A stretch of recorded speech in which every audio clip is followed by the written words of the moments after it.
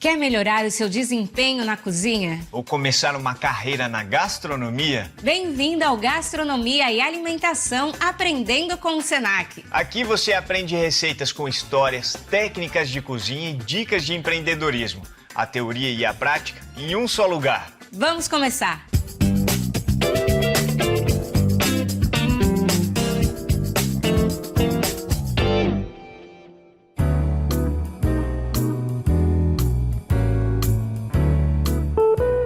Ô Arita, o que você está assistindo? Ai, Félix, nem te conto. Um documentário sobre uma escavação no Egito. Sensacional! Ah, que demais! Eu sempre fui apaixonado pelo Egito. E eles fizeram alguma descoberta? Acharam algum tesouro de algum faraó? Quase! Encontraram um forno que era usado para assar os pães há mais de 4.000 anos. 4.000 anos, que doideira! Imagina só! Será que o pão do antigo Egito tinha um sabor parecido com o que nós comemos hoje? Aí fica difícil saber, né? Tem pão de tudo quanto é jeito. É verdade. Tem pão francês, pão de forma, pão árabe, pão australiano. É tudo pão, mas cada um de um jeito. Vamos fazer o seguinte? Vamos tirar essa dúvida com Nicolas Ferreira, docente do Senac, que entende tudo de cozinha e panificação. Conta pra gente, Nicolas. Todos os pães têm alguma coisa em comum? E como o pão se transformou ao longo da história? Oi, Areta. Oi, Félix. Tudo bem? Então, o pão ele é um produto que, ao longo dos milênios, ele sofreu algumas transformações. E uma das principais transformações que a gente pode ver é realmente a fermentação, né? Onde, a partir desse momento, o pão ele deixa de ser aquela bolacha dura ou biscoito para alguns e se transforma num produto mais macio, mais palatável, né? E ao longo dos anos esse produto vai se transformando com a adição de alguns elementos que vão trazer mais sabores, aromas e técnicas também que vão proporcionando diferenciais nesses produtos. Hoje nós vamos preparar um pãozinho de massa básica neutra, onde a gente pode trabalhar com ele com recheios doces e salgados. Então você tem uma variação possível que possibilita aí, né, diferentes inserções de recheios. Vejam agora as receitas de pão do docente Nicolas com os recheios de goiabada e de frango.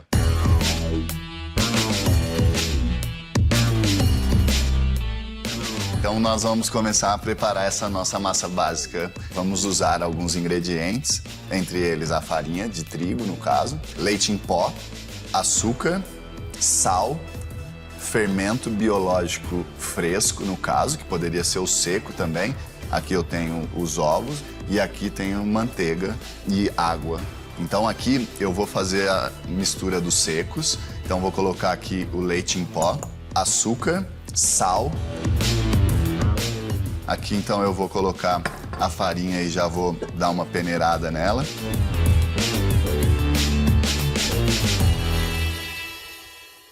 Então, aqui eu vou ligar lentamente para ir também já homogeneizando esses secos, tá? E assim que der uma leve homogeneizada, eu já posso começar a inserir a água. Então, aqui vou inserir essa água, vou deixar aqui uns 20, 30 ml só para fazer o ajuste necessário, de acordo com a absorção que essa farinha proporciona. Aqui a massa vocês vão ver que parece que tem pouca água. Não comece a colocar mais água sem dar um tempo de absorção dessa farinha. Aqui você já começa a perceber que essa farinha começa a ficar hidratada. Se sua batedeira tem um pouco de dificuldade, algumas batedeiras o gancho não é tão efetivo, vocês podem dar uma paradinha nela aqui, soltar a lateral dela para ficar mais homogêneo e voltar o processo. Agora, o que é mais gorduroso, manteiga ou ovo, né? No caso, a manteiga. Então eu entro primeiro com os ovos. Diminui um pouco a velocidade, porque na hora que você colocar o líquido aqui, essa massa ela vai começar a rodar com mais facilidade. Essa etapa, ela é, nessa batedeira, um pouco mais complexo dela ter um grip, né? Dela pegar e funcionar bem. Então, eu vou ter que ir parando, dobrando ela um pouco, para facilitar essa homogeneização dos ovos, tá? Então, parar. Agora tá começando a homogeneizar melhor. Eu vou começar a entrar com a minha manteiga em pequenos cubos ou em pequenas colheradas para facilitar a homogeneização da nossa manteiga aí na massa, tá?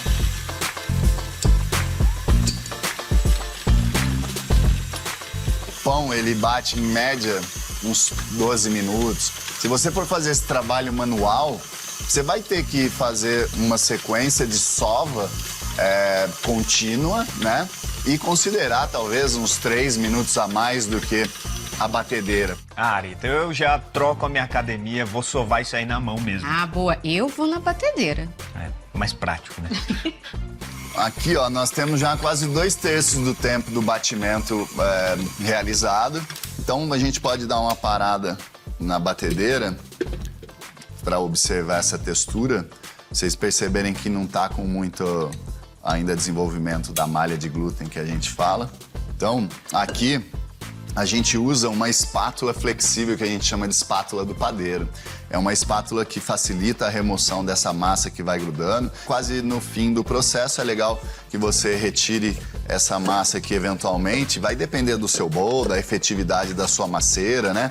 E agora eu volto para bater mais um pouquinho e adquirir a textura de véu, né? Porque se a gente observar aqui agora, ainda não tem uma formação tão precisa. Já está se formando, eu tenho uma certa transparência, mas eu acredito que essa farinha ela aguente um pouquinho mais de batimento e, consequentemente, vai favorecer um ganho de volume do seu pão, né? Uma característica que a gente sempre busca nos nossos pães macios, né? Então aqui eu tenho a massa já chegando no ponto necessário, que é o chamado ponto de véu. A gente vai fazer uma verificação aqui, tira um pedacinho dessa massa, verifica a estrutura dela. Vocês podem perceber que, diferente do meio do processo, ela já se formou um pouco mais lisa. E aqui, você abrindo essa massa aqui, percebendo que ela fica mais transparente, que você tem já, então, a formação daquele glúten. Nossa, arrasou nessa massa, hein? Olha que bonito que ficou. Tá demais, Nicolas. Essa é a etapa que também, assim que terminamos esse processo de batimento, o ideal é descansar essa massa. O glúten, ele acaba estressando, ele fica estressado, né, a massa. Ela precisa relaxar. Ah, gente, tá que nem o glúten, né? Tem Precisando descansar.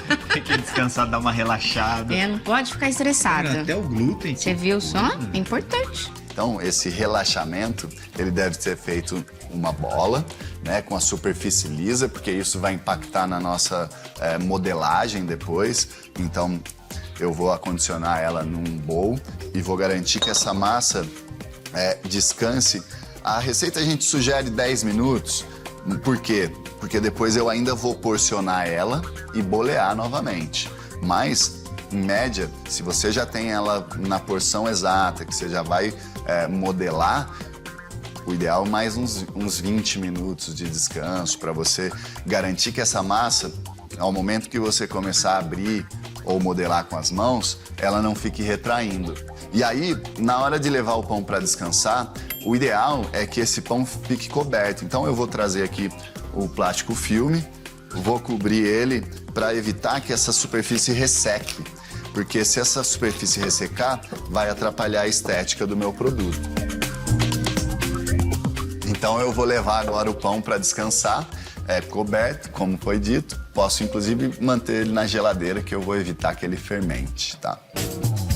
Então temos aqui já nosso mise en place prévio de organização para fazer o porcionamento das massas. Então ela, por mais que ela tenha descansado ali dentro da geladeira, se for o caso, ela ainda ganha um pouco de volume, porque a fermentação, assim que ela recebe, o fermento, na verdade, né?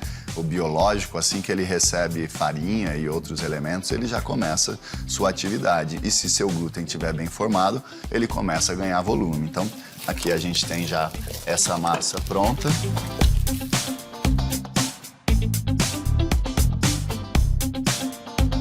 eu vou cortar ela ao meio, lembrando que uma das receitas, metade dessa massa nós vamos usar para fazer nosso nozinho de goiabada, que eu vou deixar aqui reservado, e a outra metade da massa eu vou porcionar em 80 gramas e assim vou obter pãezinhos padronizados, tá? Maravilhosa essa massa. Tá de parabéns. Esse pão só pode ficar incrível, não tem outra saída. Tá lindo.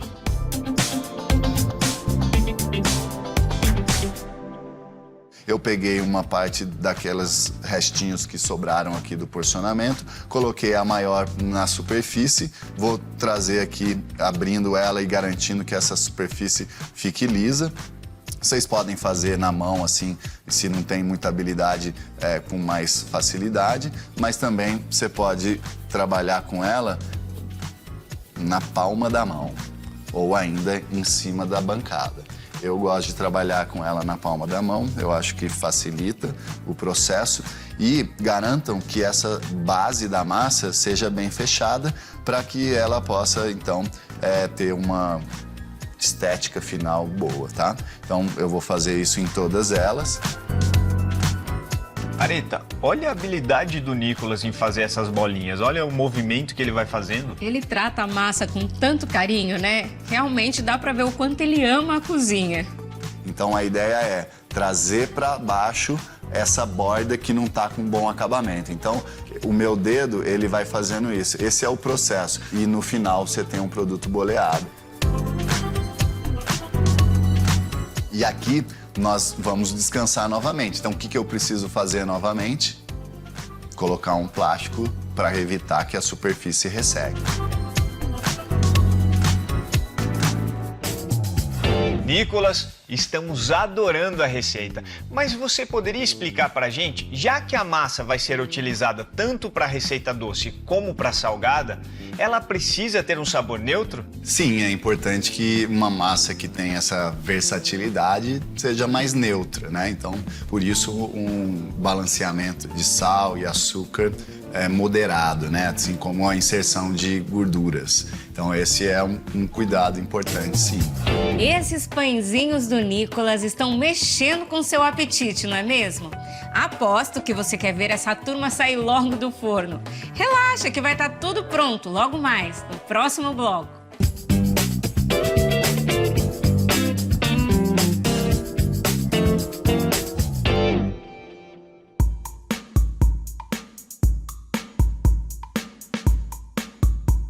Estamos de volta. O docente Nicolas ensina a preparar uma massa básica de pão com duas opções de recheio, uma de frango e outra de goiabada.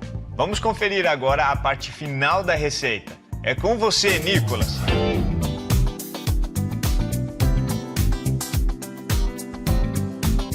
Agora aqui nós vamos preparar o nosso recheio com goiabada, né?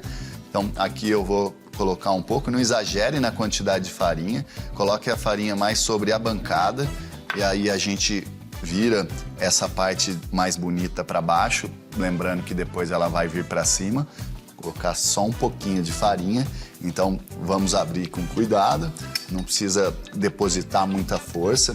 Lembra que a ideia é que vocês tenham um produto aberto de maneira bem uniforme, numa espessura padrão, então faça com cuidado. Comece sempre fazendo a abertura dessa massa em cruz e X.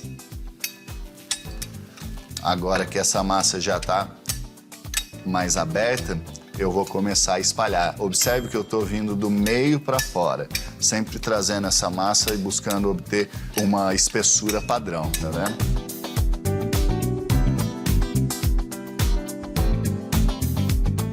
Observem que essa é uma boa espessura.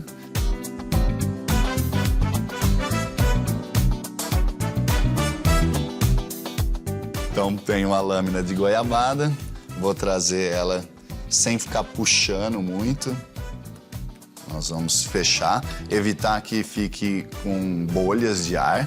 Aqui, depois de envelopado a nossa goiabada, nós vamos tirar um pouco das laterais.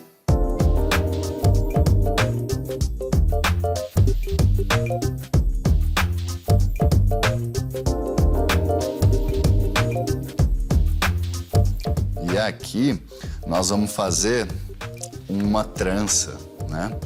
Então, ó, venho aqui, vou cortar. Procure fazer lâminas ou tiras do mesmo padrão.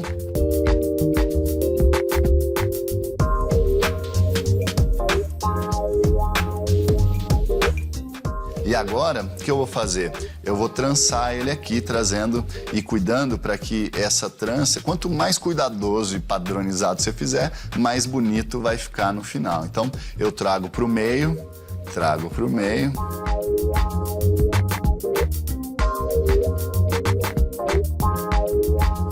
e aqui no final fechar, tá?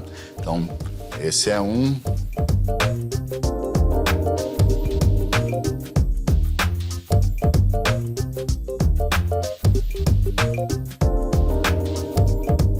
Aí, chegou nesse último, a gente volta aqui no primeiro. E agora nós vamos enrolar ele de maneira que essa parte aqui, a solda final, fique para baixo. E isso vai evitar que ele abra durante o processo. Então, ó, aqui eu vou trazer tudo para baixo. Vocês vão tentar privilegiar esse trançado mais centralizado. E agora eu encaixo ele aqui. E faço isso em todos. Félix, olha essa trança, que perfeita, que bonita. É, quando você acha que tá pronto, ele ainda vem com outro movimento para fazer aquela bolinha Ele com a sempre trança. melhora, você viu que bonitinha que fica, coisa mais fofa. Deve ser muita prática, né? Porque ficou perfeito. A gente vai chegar lá. Aí, ó, o produto que já foi modelado, o ideal é colocar ele nas assadeiras para ir para fermentação, porque assim você já garante uma etapa feita. Eu acredito que em 30 minutos, 40 minutos, esse pão já vai estar bem fermentado. Então, aqui nós vamos fazer a demonstração da modelagem do pão recheado com frango cremoso. Aqui, então, a gente já tem o recheio que foi feito e já resfriou. Aqui a gente tem um requeijão cremoso que já foi porcionado e congelado para facilitar esse processo de recheio, que vai ser muito mais fácil ele estando duro do que cremoso, né? Então, eu vou separar aqui porções de 50 gramas de recheio de frango para vocês terem um padrão no seu produto final. Então, 50 gramas.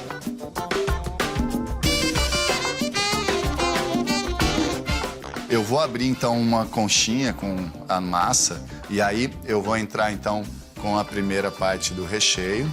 Fecha bem, evita deixar ar entre o recheio, porque isso vai atrapalhar, posteriormente, o processo de fechamento, tá?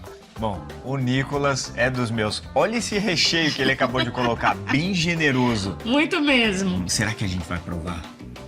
Tomara, né? Fechei aqui em cima.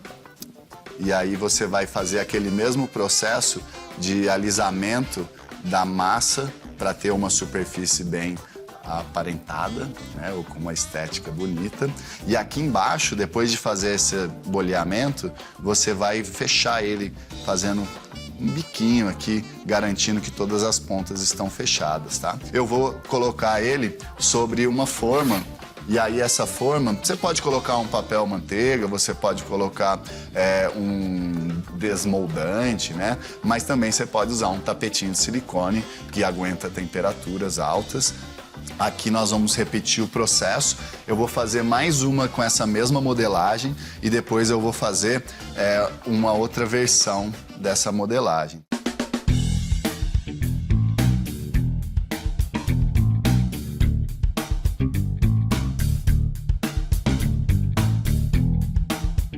Essa versão aqui, eu vou trabalhar com ela já em cima da bancada. E aí vocês se adaptam àquilo que for mais adequado. Então eu vou polvilhar um pouco de farinha aqui, vou tirar aquela umidade excessiva, vou abrir um pouco só para tirar o ar e vou dar uma amassada nele aqui. Vou usar o rolo, vou fazendo aquela abertura de cruz e X. Para alguns pode ser mais fácil, mas ele não abre no formato de uma conchinha, tá? Vou trazer então mais uma vez o meu requeijão cremoso aqui na base dele. Depois eu vou vir novamente com o recheio.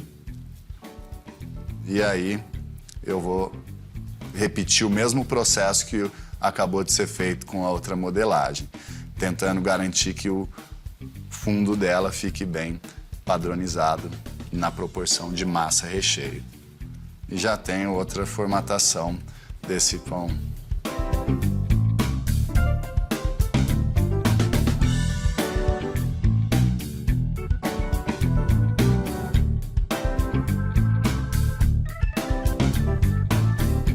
Só levar ele então para nossa forma, esperar ele por volta de 30 minutos, 40 minutos, dependendo das condições às quais você vai mantê-lo. E aí a gente já tem um pão que pode receber uma cobertura. Evite deixar seus pães então crescendo sobre ventilação, ar-condicionado. E se tiver que a única condição for essa, cubra. Beleza? Muito bem. Aqui nós temos os nossos pães que já passaram por o processo de fermentação e já estão prontinhos para receber as coberturas. Então, vamos pincelar ele aqui com as gemas que vão dar mais coloração. Ah, posso usar ovo inteiro? Posso usar só clara? Pode. A questão é o seguinte, a gema ela vai me trazer mais coloração no produto final.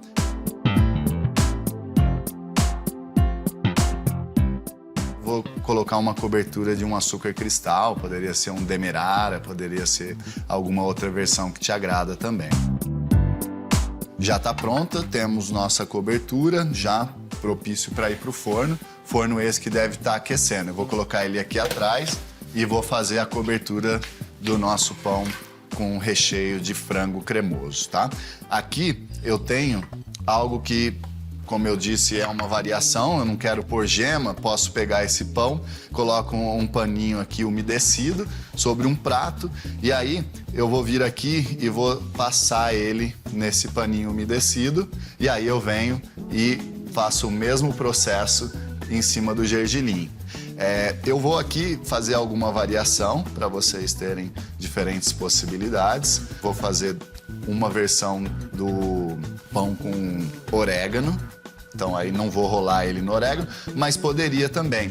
Gosto mais, gosto menos de orégano, você pode fazer de acordo com sua vontade. Tem gente que não gosta muito, acha que fica tudo com gosto de pizza, né? Quando põe orégano. Aqui eu vou então colocar uma versão deles com gema, depois vocês vão observar depois de assado como vai ficar a característica desse pão.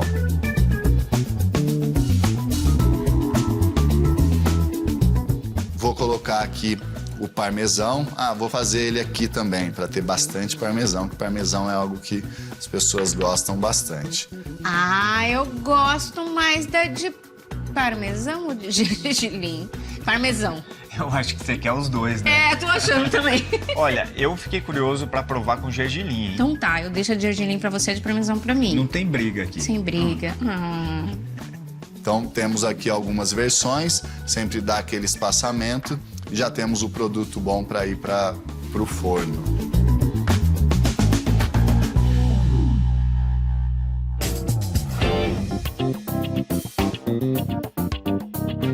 E Nicolas, se sobrar um pouco de massa do pão, eu posso armazenar para outra receita? Eu posso armazenar. Tem gente que até congela essa massa para fazer um uso posterior, mas ela na geladeira, conservada de um dia para o outro, eu consigo ganhar um pouco de aroma, de sabor dessa massa que passou um tempo longo fermentando, e isso pode ser um ganho. E também, por outro lado, você vai evitar desperdícios. Mas eu posso também optar por fazer alguns preparos que vão ali complementar a composição da minha mesa, como cortando pequenas bolinhas, fritando como uma espécie de um sonho ou dos conhecidos donuts, e assim tendo uma versatilidade maior.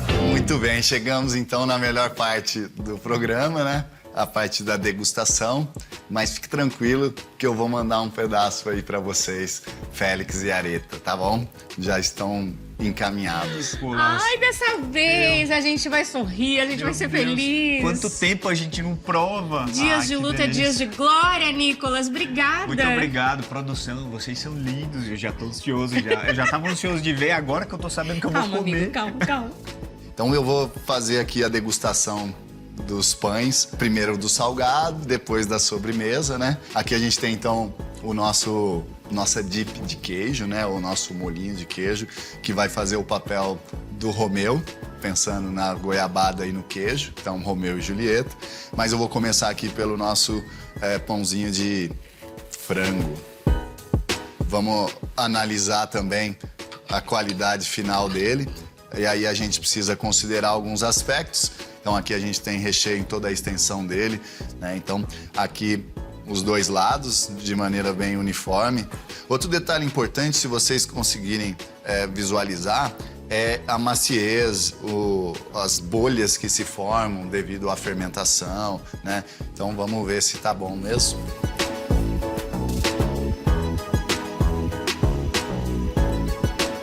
Muito bom.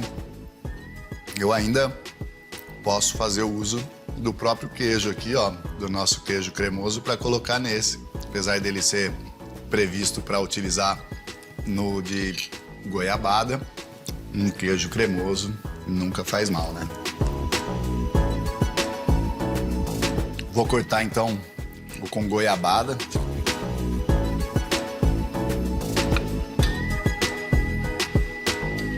Goiabada é legal você perceber como fica distribuído a goiabada dentro dele, né? Antes de colocar o queijo, prove e aí depois vocês pensam em adicionar outros elementos.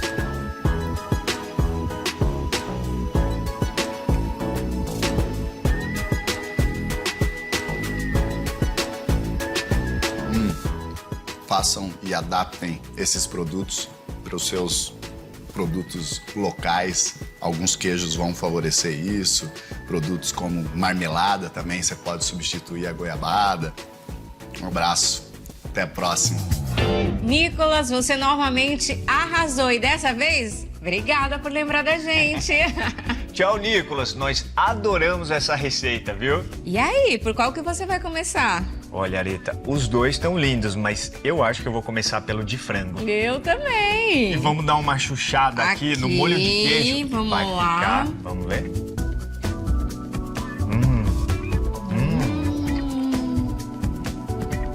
Que delícia. E eu vou ter que provar o de goiabada também.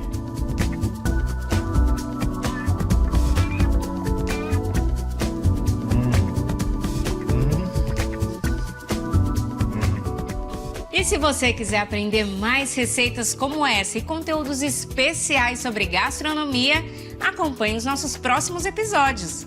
Siga com a gente no Gastronomia e Alimentação, aprendendo com o Senac.